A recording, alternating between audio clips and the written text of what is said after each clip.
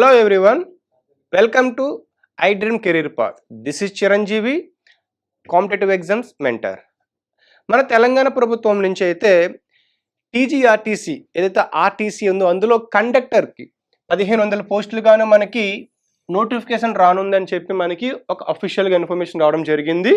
ఇది ఇంకా ఈ ఆర్టీసీ డిపార్ట్మెంట్ దగ్గర అయితే మనకి సన్నద్ధం అవుతుంది, ప్రిపేర్ అవుతుంది.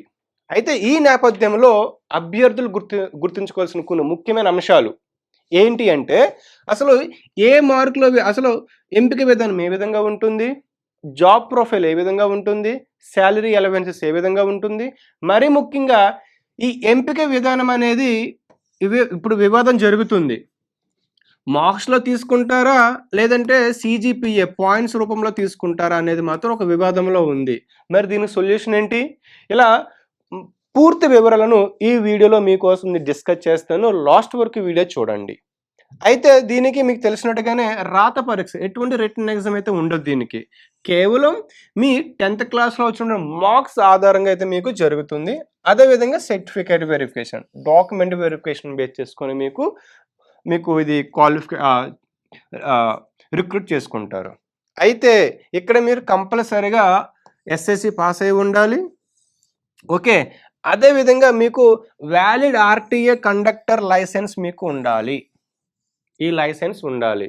ఇక అదేవిధంగా ఫస్ట్ ఎయిడ్ సర్టిఫికేట్ మీ దగ్గర అయితే మీకు ఉండాలి. ఈ 3 ఉంటే మీకు రిక్రూట్మెంట్ అయ్యే అవకాశాలు ఎక్కువ ఉంటాయి. అయితే ఇవి ఇంకా మనకు అఫీషియల్గా నోటిఫికేషన్లో మారే అవకాశాలు ఉంటాయి, ఇంకేమో రూల్స్ ఉండొచ్చు. కానీ ఇవైతే బేసిక్ 10th పాస్ అయి ఉండాలి. అదేవిధంగా వ్యాలిడ్ ఆర్టీఏ కండక్టర్ లైసెన్స్ మన దగ్గర అది మీకు ఉండాలి. ఓకే, అయితే చాలా మంది అభ్యర్థులకు ఒక డౌట్ ఉంటుంది, అసలు ఎన్ని మార్కులు వస్తే జాబ్ వస్తుంది, తక్కువ మార్కులు వస్తే జాబ్ వస్తుందా లేదా అంటే ఒక విషయం చెప్పాలి. ఇక్కడ తక్కువ మార్కులు వచ్చినా సరే జాబ్ వచ్చే అవకాశాలు ఉన్నాయి. అది ఎలాగో కూడా మనం చూద్దాం. అయితే ఇక్కడ మనకి 10th క్లాస్లో కొంతమందికి మార్క్స్ ఉంటాయి 600కి, కొంతమందికి 10 సిజిపిఏ పాయింట్స్ అయితే ఉంటాయి. ఓకే, మరి ఈ మార్క్స్ని తీసుకుంటే ఒకలాగా ఉంటుంది, అదేవిధంగా సిజిపిఏని తీసుకుంటే ఒకలాగా ఉంటుంది మెరిట్ లిస్ట్. మరి దీనికి ఏ విధంగా ఉంటుంది అంటే, అందుకనే మన ఎస్ఎస్సి బోర్డు ఏదైతే ఉందో కన్వర్షన్ ఫార్ములా యూజ్ చేస్తుంది. ఓకే, ఈ కన్వర్షన్ ఫార్ములా బేస్ చేసుకొని పర్సంటేజ్ వైజ్గా రెండింటిని కన్సిడర్ చేసి మెరిట్ లిస్ట్ తయారు చేయడం జరుగుతుంది. ఇది ఒక విషయం మీరు గుర్తుపెట్టుకోవాలి. అయితే ఇప్పుడు ఒక స్టూడెంట్కి ఫర్ సపోజ్ 8.5 మార్క్స్ వచ్చాయి అనుకుందాం 10th క్లాస్లో, ఇంకొక స్టూడెంట్కి 500 మార్క్స్ వచ్చాయి అనుకుందాం. మరి ఇప్పుడు ఏ విధంగా ఎవరికి జాబ్స్ వచ్చే అవకాశం ఉందంటే, ఫస్ట్ ఈ 8.5ని మన సిజిపిఏలో కన్వర్ట్ చేసుకోవాలి, 9.5లో కన్వర్ట్ చేసుకోవాలి. ఇంటూ 9.5 చేస్తే మనకు ఒక పర్సంటేజ్ వస్తుంది. అదేవిధంగా దీనికి ఒక పర్సంటేజ్ వస్తుంది 6000, మన 600తో మనం చేస్తే. సో అయితే ఇక్కడ గుర్తుపెట్టుకోవాలి, ఒక వ్యక్తికి ఫర్ సపోజ్ ఒక స్టూడెంట్కి 9.8 వచ్చాయి అనుకుందాం, 9.8 మార్క్స్ వచ్చాయి, లేదంటే 589 లేదంటే 590 మార్క్స్ వచ్చాయి అనుకుందాం. అయితే ఎక్కువ మార్కులు వచ్చాయి కదా జాబ్ వచ్చేస్తుంది అనుకోవడం కూడా అపోహ. ఎందుకంటే ఇక్కడ కండక్టర్ లైసెన్స్ ఉండాలి, అందరికీ ఉండదు, ఇది చాలా కొద్ది మంది మాత్రమే ఉంటుంది. సో కండక్టర్ లైసెన్స్ ఉండి మీకు తక్కువ మార్కులు ఉన్నా సరే జాబ్ వచ్చే అవకాశం మీకు ఉంది. అలా లేకుండా మీకు టాప్ 9.8 మార్క్స్ వచ్చి 590 మార్క్స్ వచ్చి లైసెన్స్ లేకుంటే జాబ్ వచ్చే అవకాశాలు లేవు మీకు. దీంతో పాటు మీ మార్కులు అదే. సో ఈ విధంగా ఉంటుంది అనమాట, గుర్తుపెట్టుకోవాలి. మీకు తక్కువ మార్కులు వచ్చినా సరే మీ మెరిట్లో మీ లొకాలిటీ మీ డిపోలో మీకు వేకెన్సీ ఉంటే, దట్టు మీకు కండక్టర్ లైసెన్స్ ఉంటే జాబ్ వస్తుంది. ఈ విషయం గుర్తుపెట్టుకోవాలి. సో అందుకనే ఎక్కువ మార్కులు వస్తేనే జాబ్ వస్తుందని, తక్కువ మార్కులు వస్తేనే జాబ్ రాదని చెప్పి అపోహ ఆలోచన తీసేయండి. ఈ విషయం చాలా ఇంపార్టెంట్, మీరు గుర్తుపెట్టుకోండి. కండక్టర్ లైసెన్స్ కోసం మీరు మీ లోకల్ డిపో వెళ్ళి ఒకసారి అడగండి, చెప్తారు ఏ విధంగా మనం తీసుకోవాలనేది. ఓకే, ముందు జాగ్రత్తగా ఉంచుకోండి. అయితే అసలు ఈ జాబ్ ప్రొఫైల్ ఏ విధంగా ఉంటుంది, అసలు కండక్టర్ బేసిక్స్ ఏ విధంగా ఉంటుంది, ఆ శాలరీ వివరాలు చూసుకుంటే కనుక మీకు ఒక ఫస్ట్ ప్రొబేషనరీ పీరియడ్ 2 years ఉంటుంది. మీకు ఈ 2 years ప్రొబేషనరీ పీరియడ్ ట్రైనింగ్ పీరియడ్లో మీకు ఒక స్కేల్ అయితే మీకు ఉంటుంది. ఆ స్కేల్ మనకి ఇంకా అఫీషియల్గా మనకు రాలేదు కాబట్టి మీకు అఫీషియల్ నోటిఫికేషన్ వచ్చినాక పే స్కేల్ ఎంత, దాని శాలరీ ఎంత మీకు అందులో డీటెయిల్స్ ఉంటాయి పూర్తిగా. అప్పటి వరకు మనకు వేచి ఉండాల్సిందే. ఈ ఫోన్స్ మనకి ప్రొబేషనరీ పీరియడ్ అయితే మనకి ట్రైనింగ్ పీరియడ్ పూర్తి అయిపోతే బేసిక్ పే ఉంటుంది. అయితే మనకి ఇనిషియల్గా అదేవిధంగా బేసిక్ పేకి చాలా డిఫరెన్స్ ఉంటుంది. ఆ తర్వాత మీకు హెచ్ఆర్ఏలు, డిఏలు కూడా మీకు అదే నైట్ అలవెన్సెస్, మీరు నైట్ షిఫ్ట్లు చేస్తే నైట్ అలవెన్సెస్, మెడికల్ బెనిఫిట్స్ అన్నీ కూడా ఉంటాయి. ఎప్పుడు ప్రొబేషనరీ పీరియడ్ కంప్లీట్ అయినాక. ఓకే, మీకు కంపల్సరీ ఇక్కడ మీకు డ్యూటీస్ అనేవి షిఫ్ట్ల వైజ్గా ఉంటాయి. స్పెసిఫిక్ ఒకే టైంలో మీద మీకు షిఫ్ట్స్ ఉంటాయి, నైట్ షిఫ్ట్స్, డే షిఫ్ట్స్ అని. ఇది గుర్తుపెట్టుకోవాలి. ఇక ఇక్కడ మహిళలకు ప్రాధాన్యత ఇవ్వడం జరుగుతుంది, ఉమెన్స్కి. ఇక మహిళలకైతే డే షిఫ్ట్స్ మరియు అదేవిధంగా సిటీ షార్ట్ రూట్లు ఉంటాయి కదా, అందులో ప్రాధాన్యత ఉంటుంది. ఇక మహిళలకు నైట్ షిఫ్ట్స్ అయితే ఉండదు, భద్రతా కారణాల వల్ల, సేఫ్టీ రూల్స్ వల్ల మనకి ఈ ఉమెన్స్కి, మహిళలకు నైట్ టైం అయితే మనకి షిఫ్ట్లు ఉండవు. అయితే ఇక్కడ ఒక ఫిజికల్ లిమిటేషన్స్ అయితే ఉంటాయి. ఇక్కడ హైట్ గురించి చూస్తే మినిమం మేల్స్ అయితే 160 సెంటీమీటర్స్ ఉండాలి. ఇక ఉమెన్స్, మహిళలు అయితే 150.5 సెంటీమీటర్స్ ఉండాలి.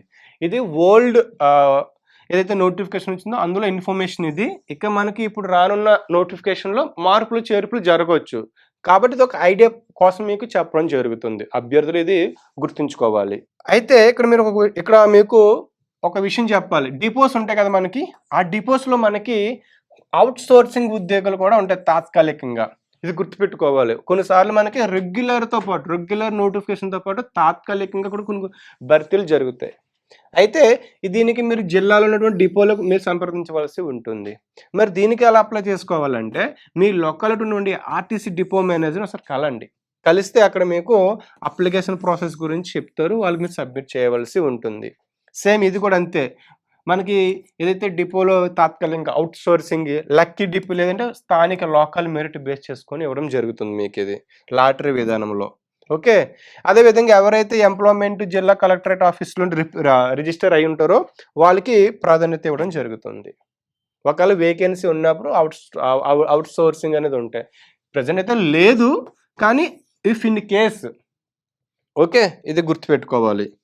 అయితే ఇక్కడ అసలు కట్ ఆఫ్ మార్క్స్ ఏ విధంగా తీస్తారు, అసలు ఎన్ని మార్క్స్ వస్తే మనకి జాబ్ వచ్చే అవకాశాలు ఉన్నాయి. ఇందాక ఒక ఎగ్జాంపుల్ చెప్పాను మీకు, ఏంటి తక్కువ మార్కులు 8.5 వచ్చినా సరే మీకు లైసెన్స్ ఉంటే జాబ్ వచ్చే అవకాశం ఉందని చెప్పాను.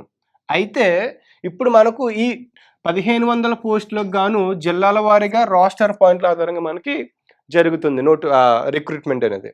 అయితే అదేవిధంగా మన 10th క్లాస్లో 100 మార్కులు వచ్చినా సరే, 100% మార్కులు వచ్చినా సరే, అప్లికేషన్ చేసే సమయానికి చెప్పిన ఆర్టీఏ లైసెన్స్ లేకుంటే మిమ్మల్ని రిజెక్ట్ చేసే అవకాశాలు మీకు ఉంటాయి. ఈ విషయం గుర్తుపెట్టుకోవాలి. అయితే ఎస్ఎస్సి బోర్డు ఏదైతే మన state 10th class SSC board ఉందో, ఫార్ములా ఉంటుంది, ఒక ఫార్ములా మెరిట్ లిస్ట్ని తయారు చేస్తుంది అనమాట. ఫర్ సపోజ్ చూడండి, ఇక్కడ ఓసీ జనరల్ క్యాండిడేట్స్కి అయితే 9.2, 9.7 సిజిపిఏ ఉండాలి. ఇక బీసీలోని ఇంకా ఆల్ కేటగిరీస్ ఏబిసిడి వాళ్ళకి 8.7 నుంచి 9.3, ఎస్సీ ఎస్టీల వాళ్ళకి 8.2, 8.8, ఈడబ్ల్యూఎస్ ఉమెన్ వాళ్ళకి అయితే 8.5 నుంచి 9.2. ఇది మీకు మారొచ్చు. నేను ఒక ఎగ్జాంపుల్, ఒక ఐడియా కోసం చెప్తున్నాను. ఓకే, ఇది అదేవిధంగా ఇది అన్అఫిషియల్, కానీ ఒక ఐడియా కోసం చెప్తున్నాను ఏ విధంగా కట్ ఆఫ్ ఉంటుంది అనేది.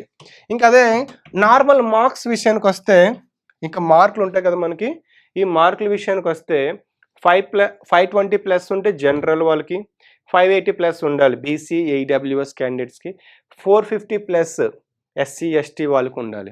ఇక్కడ అనుకోవచ్చు, ఫర్ సపోజ్ ఇక్కడ మీకు ఎస్సీ వాళ్ళకి ఒక డిస్ట్రిక్ట్, ఒక జోన్లో ఒక 200 పోస్టులు ఉన్నాయి అనుకుందాం. ఈ 200లో ఈ ఎస్సీ కేటగిరీస్ ఉన్నాయనుకుంటే, ఈ 200లో మీకు ఎట్లా, ఫర్ సపోజు ఒక 20,000 అప్లికేషన్స్ వచ్చాయి అనుకుందాం. ఓకే, ఈ 20,000లోని కూడా అందరికీ 450 మార్క్స్ వచ్చాయి అనుకుంటే మరి అందరికి జాబ్ ఇచ్చారు కదా. అయితే టాప్ ఈ 200 ఉంటారు, ఈ 2000లో, ఈ 20,000లో టాప్ 200 ఉన్న వాళ్ళు తీసుకుంటారు. ఈ టాప్ 200లో కొంతమందికి 590 ప్లస్ కూడా ఉండొచ్చు. అర్థమవుతుందా? అందరికీ 450 ప్లస్ ఉంటే వచ్చే అవకాశాలు లేవు. 450 ప్లస్ కాంపిటీషన్ వేకెన్సీ బట్టి బేస్ చేసుకొని ఉంటుంది. ఈ విషయాన్ని మీరు గుర్తుపెట్టుకోవాలి. నాకు 450 వచ్చాయి కదా, లేదా 500 వచ్చాయి కదా, మార్క్స్ జాబ్ వచ్చేది అనుకోవడం తప్పు అవుతుంది. సో కాబట్టి మీరు ఈ విషయం గుర్తుపెట్టుకోండి. ఫర్ సపోజ్ బీసీ క్యాండిడేట్స్కి 100 పోస్టులు ఉన్నాయి. ఒకవేళ దీనికి అప్లికేషన్స్ 90 వచ్చాయి అనుకుందాం, అప్పుడు మీకు తక్కువ మార్కులు సరే జాబ్ వచ్చే అవకాశాలు మీకు ఉంటాయి. సో ఏ విధంగానూ మీకు లక్ మీద కొన్నిసార్లు మీకు డిపెండ్ అయి ఉంటుంది. ఈ ఒక్క విషయం గుర్తుపెట్టుకోవాలి. ఇక ఈ మెరిట్ లిస్ట్ సెలక్షన్ అయితే రూల్స్ ఉంటాయి కొన్ని.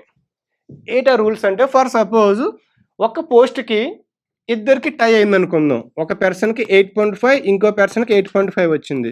మరి ఇద్దరికి టై అయింది. ఇక్కడ మరి ఇద్దరు ఒకేసారి క్వాలిఫై అవుతున్నారు. మరి ఇద్దరికి జాబ్ ఇచ్చేస్తారంటే ఇద్దరికి ఎవరు? ఇక్కడ ఏం చేస్తారంటే డిఓబి, మన డేట్ ఆఫ్ బర్త్ ఉంటుంది కదా, అందులో ఎవరికైతే ఎక్కువ ఉంటుందో, ఏజ్ ఎక్కువ ఉంటుందో వాళ్ళకి ఫస్ట్ ప్రియారిటీ ఇస్తారు. ఈ విషయం మీరు గుర్తుపెట్టుకోవాలి. టై అయినప్పుడు ఎవరికైతే date of birth DOB high ఉంటుందో, ఎక్కువ ఉంటుందో వాళ్ళకి ఫస్ట్ ప్రియారిటీ ఇస్తారు. అదేవిధంగా లొకాలిటీ 4th నుంచి 10th వరకు ఒకే దిక్కున చదువుకుంటారో ఆ లొకాలిటీ బేస్ చేసుకొని మనకి ఫస్ట్ ప్రియారిటీ ఇస్తారు టై అయినప్పుడు. సో ఇవి అయితే అప్లికేషన్ నోటిఫికేషన్ వచ్చే టైంలో conductor license and first aid certificate సిద్ధం చేసుకోండి మీరు. ఫైనల్గా ఈ లైసెన్స్ లేకపోయినా, ఈ ఫస్ట్ ఎయిడ్ సర్టిఫికేట్ లేకపోయినా సరే మీకు ఈ జాబ్ రిజెక్ట్ చేసే అవకాశాలు ఉంటాయి. కాబట్టి నేను చెప్పిన వీడియోస్లో మీకు కొన్ని ఇంపార్టెంట్ పాయింట్స్ అనిపిస్తాయి. ఇటు లైసెన్స్ గురించి కానీ, ఫస్ట్ ఎయిడ్ సర్టిఫికేట్ గురించి, ఇవి చాలా ఇంపార్టెంట్. మీరు ఈ విషయాన్ని, మీరు పాయింట్ని గుర్తుపెట్టుకొని ఈ సర్టిఫికేట్స్ని ముందే మీరు రెడీ చేసుకొని ఉంచుకోవాలి. సో మనకి ఇంకా నోటిఫికేషన్ వచ్చే అవకాశాలు దగ్గరలో ఉన్నాయి. ఈ ఆగస్ట్ 2nd వీక్లో రావచ్చు. కాబట్టి మీరు రెడీగా ఉండండి, అన్ని సర్టిఫికేట్లు రెడీ చేసుకొని. సో కాబట్టి ఈ వీడియో మీకు నచ్చినట్లయితే లైక్ చేసి షేర్ చేయండి. Thank you all. And for more videos, Please subscribe to iDream. Please subscribe to iDream. Please subscribe iDream. And please subscribe to iDream. For more videos, subscribe to iDream. please like, share and subscribe to the channel. Congratulations, iDream. Subscribe to iDream. Subscribe to iDream. So subscribe to iDream Media. iDream की iDream team अंदर की huge congratulations. Please subscribe iDream Media. Please subscribe to iDream. Subscribe iDream. Please subscribe to iDream. iDream అంటే నా కళల channel subscribe చేసుకున్న నోరు తిరుగుతలేదు. మీరైతే గంట గుర్తు కొట్టండి. For more such videos, please subscribe to iDream. Subscribe to iDream. Please subscribe to iDream. Please subscribe iDream Media. Please do subscribe to iDream. Please subscribe to iDream Media. For best entertainment and information, please subscribe iDream. And don't forget to subscribe to iDream.